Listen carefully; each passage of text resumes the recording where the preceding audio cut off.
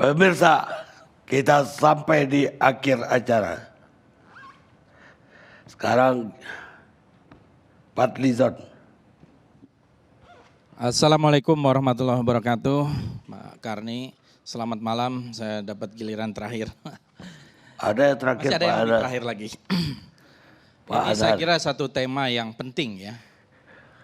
Karena berbicara sebuah tragedi nasional yang besar, setidaknya adalah ada 2 kali Partai Komunis Indonesia mau melakukan kudeta.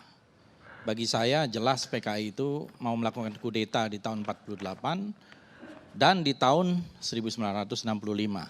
Nanti saya beberkan bukti-buktinya dengan jelas. Apalagi sudah ada TAP MPRS nomor 25 tahun 66 dan ada juga Undang-Undang nomor 27 tahun 99 yang jelas-jelas di situ mengatakan bahwa Partai Komunis Indonesia dibubarkan karena mau merobohkan negara Republik Indonesia. Jadi sebetulnya tidak ada kontroversi di situ. Tidak ada kontroversi sama sekali, tidak ada versi-versi lain. Mohon maaf Gubernur Lemhanas, saya kira tidak ada. Tidak ada satu pihak atau sudah jelas yang mau melakukan kudeta itu adalah PKI tahun 48 dan tahun 65. Itu saya kira Lemhanas harusnya tegas dan jelas dalam menyikapi persoalan ini dan tidak membuat interpretasi-interpretasi lain. Nah, saya memang generasi yang lahir tidak mengalami tahun 65. Saya lahir tahun 71, tetapi saya kebetulan masuk Universitas Indonesia di jurusan Rusia. Jadi sedikit banyak saya juga bersinggungan dengan berbagai literatur yang terkait dengan itu. Kemudian doktornya kebetulan di bidang sejarah juga. Nah, saya ingin kutip ini, seorang Bolshevik yang pertama namanya Pyotr Kachov, dari tahun 1876. Di dalam bukunya Revolutia i Gasudarstva, Revolusi dan Negara.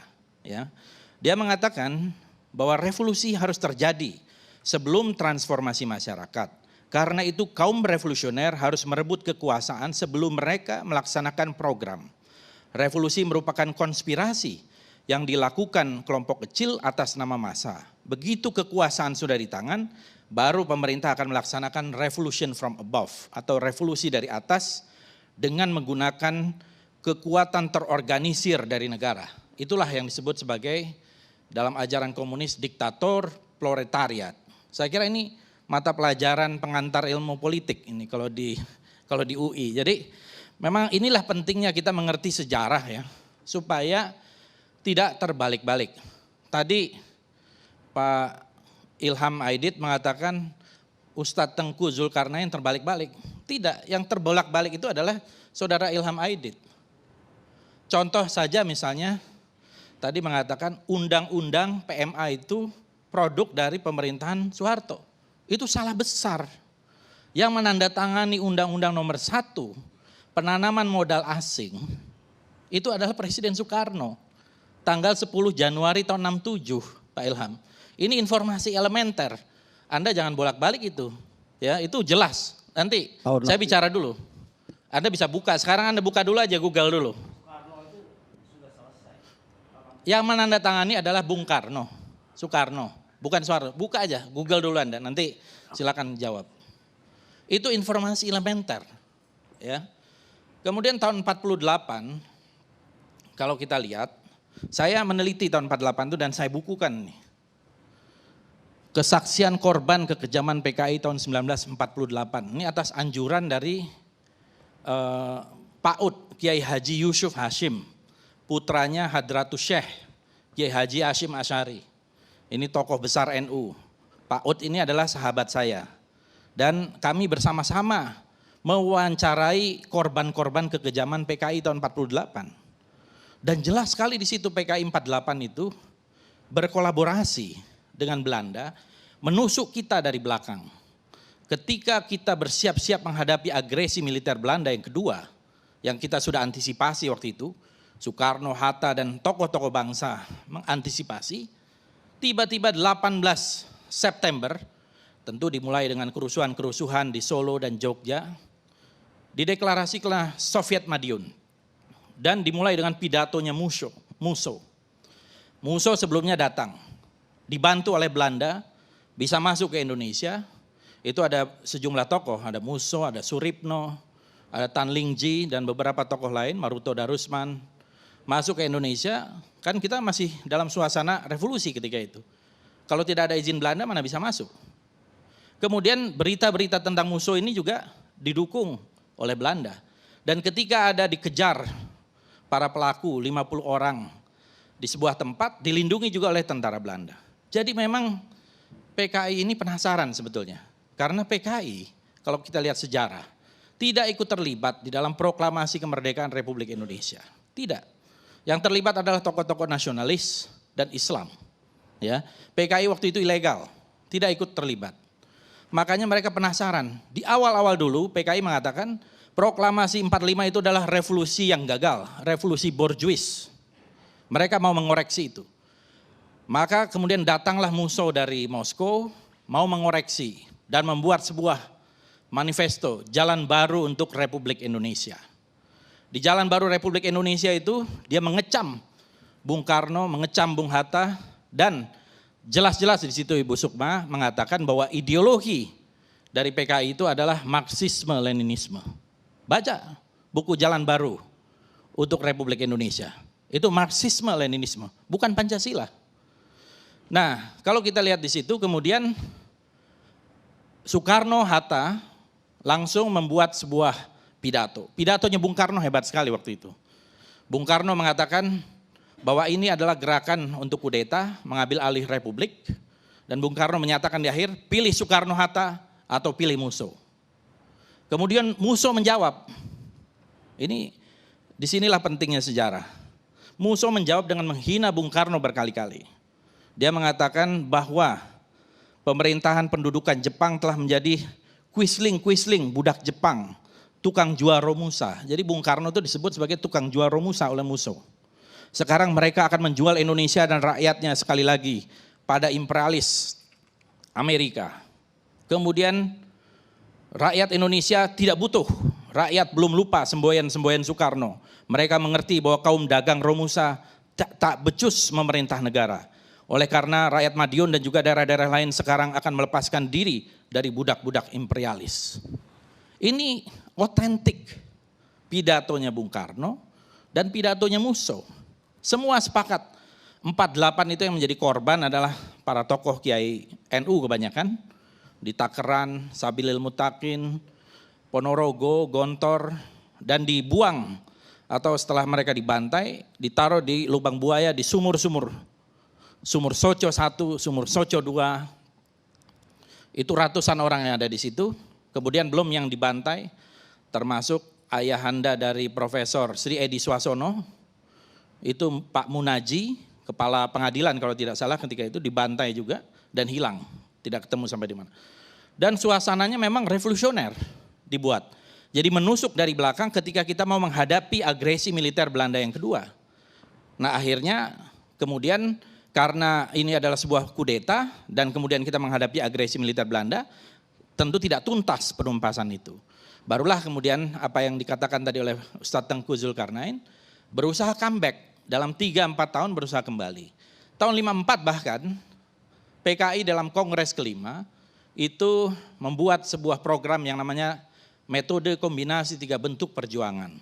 Yaitu untuk perang gerilya di desa, melawan setan-setan kota di buruh, dan yang ketiga infiltrasi ke kalangan angkatan bersenjata. Dan itulah buahnya kemudian yang terjadi beberapa tahun kemudian, dan banyak sekali teror-teror yang dilakukan sepanjang tahun 57, 58 sampai tahun 65. Ini juga saya menerbitkan bukunya, Lakon Politik Che Guevara Melayu, ini dari Pak Ridwan Saidi, dokumentasi teror PKI tahun 55 sampai tahun 60. Dan kemudian kalau kita lihat di dalam Harian Rakyat, ini saya bawa fotokopian Harian Rakyat 2 Oktober. Ini tidak bisa terbantahkan, Harian Rakyat ini punya PKI, yang memimpin adalah Nyoto. Ini koran resmi PKI, 2 Oktober. Editorialnya menulis tentang gerakan 30 September. Dan jelas dikatakan rakyat yang sadar akan politik dan tugas-tugas revolusi meyakini akan benarnya tindakan yang dilakukan oleh gerakan 30 September untuk menyelamatkan revolusi dan rakyat dan seterusnya dan seterusnya. Kemudian di karikaturnya ini ada Minggu, Senin, Selasa sampai Sabtu. Ini hari Kamis, Jumat, 30 September dan 1 Oktober. Jelas-jelas di situ ada tangan, gerakan 30 September tulisannya. Kemudian yang dihajar ini adalah para jenderal. Ya, kemudian lagi Coba lihatkan ke kamera. nah, lihatan ke kamera ini, lihat. Bisa kelihatan nggak? Yang mana kameranya? Oh ya. Nah, ini. Coba lihat ini. Letkol Untung, Komandan Batalion Cakrabirawa menyelamatkan Presiden RI dari kup Dewan Jenderal. Selalu dia memutarbalikkan fakta. Ini 30 September, kemudian ini pada hari Sabtunya, film minggu ini katanya. Film minggu ini adalah jenderal-jenderal itu jatuh dari jurang. Jadi jelas, PKI pelaku itu tidak perlu diragukan lagi dan tidak perlu ada versi-versi lain. Ya menurut saya selesai kita dengan adanya TAP MPRS nomor 25 dan Undang-Undang nomor 27 tahun 99, selesai perdebatan itu. PKI adalah pelaku kudeta. Tidak ada versi lagi, apalagi Bu Sukma tadi sangat berbahaya mengatakan Pak Harto ikut terlibat. Bukunya Latif itu saya baca, Bu. Bukunya Latif itu super ngawur itu. Ya. Saya baca berulang kali dan ngawur sekali. Pertama tentu bias. Karena Latif adalah pelaku. Tentu dia mau melindungi diri. Yang kedua, saya sempat mewawancarai Pak Harto tahun 2007. Saya konfrontir. Waktu itu Pak Harto saya tanya, Pak Harto, apa betul waktu itu Latif, Kolonel Latif melaporkan kepada Pak Harto akan adanya kup dari Dewan Jenderal. Pak Harto waktu itu dalam kondisi sakit, terbata-bata, mengatakan sambil tertawa, tidak ada itu. Yang ketemu dengan Latif itu adalah Bob Hasan. Jadi tidak pernah ketemu dengan Pak Harto. Waktu itu dikabarkan putranya Pak Harto, Pak Tommy, sedang sakit di RSGS ya, Gatot Subroto atau RSPAD sekarang. Jadi tidak ada itu, ini penelitian ya. Apalagi itu cuman sinyalemen mau melaporkan, terus dianggap terlibat. Ini super ngawur menurut saya. Dan bagaimana seorang yang terlibat kemudian mau memberantas dan menumpas. Dan ini saya kira Koran Harian Rakyat 2 Oktober adalah bukti yang sulit untuk terbantahkan bahwa PKI memang mau merebut kekuasaan, belum lagi fakta-fakta lain dan banyak sekali buku-buku lain yang saya kira sangat menguatkan itu. Jadi satu hal ini adalah sesuatu yang tidak kontroversial, jadi jelas. Kemudian saya juga ingin mengatakan bahwa PKI selalu backstabbing dari belakang gitu ya, menusuk dari belakang karena itu wajar. Kalau kemudian dilarang, tadi Saudara Saganda mengatakan bahwa Nazi saja, Nazi itu kan berarti lebih dari 75 tahun, melakukan pembantaian dan sampai hari ini partai Nazi tidak dibolehkan. Orang memakai lambang Nazi bisa ditangkap, orang melakukan penghormatan ala Nazi bisa ditangkap juga oleh polisi. Itu satu hal yang wajar, karena ini beda. Tadi kalau dikatakan ada ekstrim kanan, ada PRRI itu sama sekali beda dengan PKI. Karena itu tidak pernah melakukan kudeta. Ya. Peristiwa DITI itu sejarahnya berbeda lagi. Di rootnya itu adalah tahun 49. Itu bukan kudeta. Dia belum masuk di dalam pengakuan kedaulatan ketika itu. Itu kita bisa diskusi panjang sendiri tentang hal itu. Dan akhirnya akan menyatu. Dan tidak ada TAP MPRS-nya tentang itu. Tidak ada undang-undangnya tentang itu. Begitu juga dengan PRRI. Itu adalah koreksi terhadap pemerintah pusat yang terlalu dekat dengan komunis. Dan juga tidak memperhatikan daerah. Bahkan isunya waktu itu Jawa dan luar Jawa. Itu adalah koreksi. Dan tidak ada undang-undangnya tentang PRRI. Justru mereka semua mendapatkan amnesti. Walaupun kemudian di belakang hari, bukan karena PRRI, banyak tokoh-tokohnya yang ditangkapi juga tanpa proses pengadilan yang wajar. Seperti yang disebut tadi Ustadz Tengku. Banyak tokoh-tokoh yang berjasa pada Republik yang sekarang sudah menjadi pahlawan nasional. Muhammad Natsir, Safruddin Prawiranegara, Muhammad Rum, Buya Hamka, Kasman Singodimedjo, dan lain-lain. Bahkan seorang jurnalis yang hebat seperti Mohtar Lubis dipenjara 10 tahun. Dari tahun 56 sampai tahun 66, Mohtar Lubis. Ya, yang saya kira luar biasa menjadi godfather dari jurnalis di Indonesia. Jadi Sarir.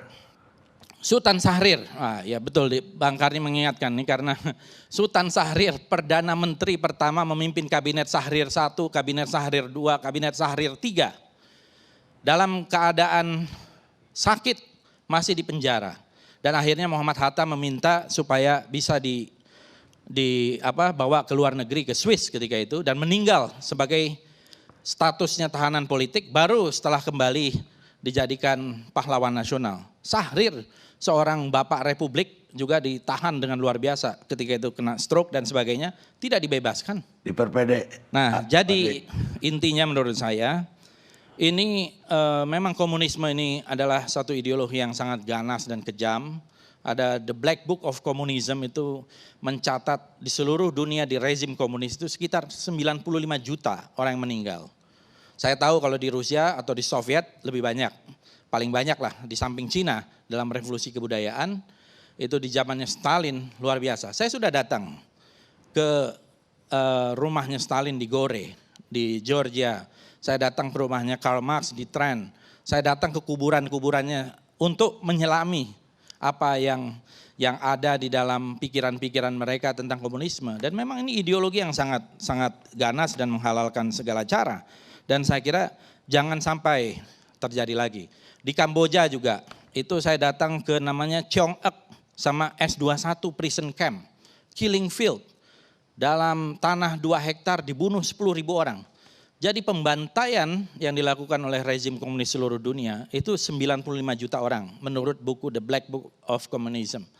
Jadi jangan dialihkan. Seolah-olah ini tragedi ini adalah tanggung jawab semua pihak. Saya tidak sependapat dengan Pak Agus ya. Dari Lemhanas, saya kira itu bukan tanggung jawab semua pihak, itu tanggung jawab PKI yang melakukan kudeta. Kemudian terjadi retaliation, itu oleh rakyat. Apakah menurut Pak Agus ini dilakukan oleh negara? Apakah ada bukti-bukti yang melakukan itu negara? Saya kira masyarakat ketika itu dalam posisi dibunuh atau membunuh. Gitu ya. Dan itu saya membaca dan berusaha menghayati walaupun tidak hadir di dalam peristiwa-peristiwa itu. Tetapi hampir semua buku dan dokumen yang kita baca itu menyiratkan seperti itu dan saya mewawancarai tokoh-tokoh para pelaku baik 48 maupun 65. Waktu Anda udah habis. Terima kasih.